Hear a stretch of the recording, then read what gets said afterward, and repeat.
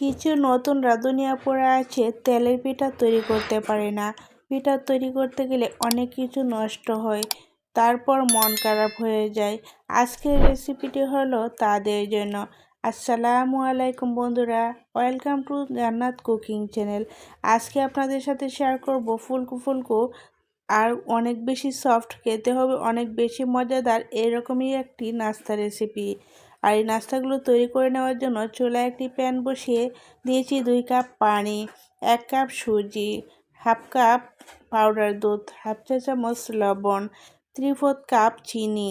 এখানে কিন্তু 1.5 কাপ চিনি দিয়েছি। আর চুলার আঁচটা মিডিয়ামে রেখে অনবরত নাড়াচাড়া করে আমি ডো তৈরি করে নেব। কিছুক্ষণ নাড়াচাড়া করতে করতে দেখবেন চিনিটা গলে যাবে, তখন কিন্তু মিশ্রণটা আরও একটু পাতলা হয়ে যাবে। কোনো সমস্যা নেই, অনবরত নাড়াচাড়া করতে থাকলে দেখবেন আপনার ডোটা তৈরি হয়ে যাবে।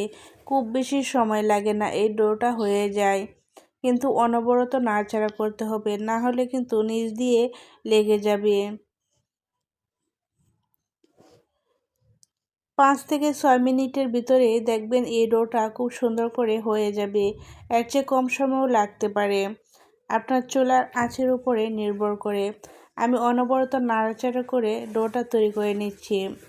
নাড়াচাড়া করতে করতে দেখবেন ডোটা অনেকটাই শক্ত হয়ে যাবে। যখন ডোটা দেখবেন অনেক বেশি শক্ত হয়ে গিয়েছে, তখন কিন্তু চুলার আঁচটা বন্ধ করে দিতে হবে। এখন আমার ডোটা তৈরি হয়েছে, চুলা থেকে নামিয়ে আমি ডোটা একটা মিক্সিং বোলে ট্রান্সফার করে নিয়েছি। এখন দিয়ে দিচ্ছি 1/3 কাপ ময়দা।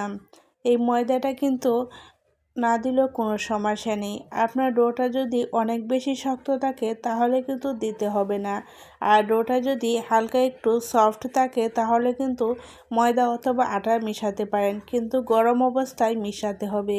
ডোটা যদি ঠান্ডা হয়ে যায় তাহলে কিন্তু ময়দা অথবা আটা মিশানো যাবে না। এখন আমি গরম গরম অবস্থায় খুব ভালো করে মথে নিয়েছি, আর মথে নেওয়ার পর ডোটা এরকমই শক্ত হয়েছে। এর চেয়ে বেশি সফট হলে কিন্তু আপনারা নাস্তাগুলো তৈরি করতে পারবেন না। এখন ডো থেকে অল্প একটু ডো হাতে নিয়ে আমি গোল শেপ দিয়ে নিচ্ছি। আপনারা নাস্তাগুলো যেরকম বড় করে তৈরি করবেন ওই অনুযায়ী ডো নেবেন। আমি যেরকম করে তৈরি করব ওই অনুযায়ী ডো নিয়েছি। এখন আমি খুব ভালো করে মথে নিচ্ছি। নাস্তাগুলো তৈরি করার আগে অবশ্যই ভালো করে মথে নেবেন, তাহলে দেখবেন আপনার নাস্তাগুলো অনেক বেশি মসৃণ হবে। এখন আমি অল্প একটু ময়দা ছিটিয়ে নাস্তাগুলো হাতের সাহায্যে তৈরি করে নিচ্ছি। হাতে আলতোভাবে এরকম চেপে চেপে দিলে দেখবেন একটা নাস্তার শেপ হয়ে যাবে। আপনারা চাইলে বেলুনি দিয়েও তৈরি করে নিতে পারেন, আমি বেলুনি দিয়েও তৈরি করে দেখিয়ে দেব। দেখেন কত সুন্দরভাবে হাতে আমি তৈরি করে নিয়েছি একটি নাস্তা। এখন আরও একটু ডো হাতে নিয়ে আমি গোল শেপ দিয়ে অল্প একটু ময়দা ছিটিয়ে দিয়েছি। এখন আমি বেলুনি দিয়ে তৈরি করে দেখাচ্ছি। এটা শুধু রুটির মতোই তৈরি করা যাবে। আপনারা হয়তো দেখে বুঝতে পেরেছেন, আমি কিন্তু সবগুলোই খুব সুন্দর করে তৈরি করে নিয়েছি। এখন এগুলো তেলে ভেজে নেব। চুলায় একটি প্যান বসিয়ে পর্যাপ্ত পরিমাণ তেল দিয়ে তেলটা অনেক ভালো করে গরম করে নিতে হবে।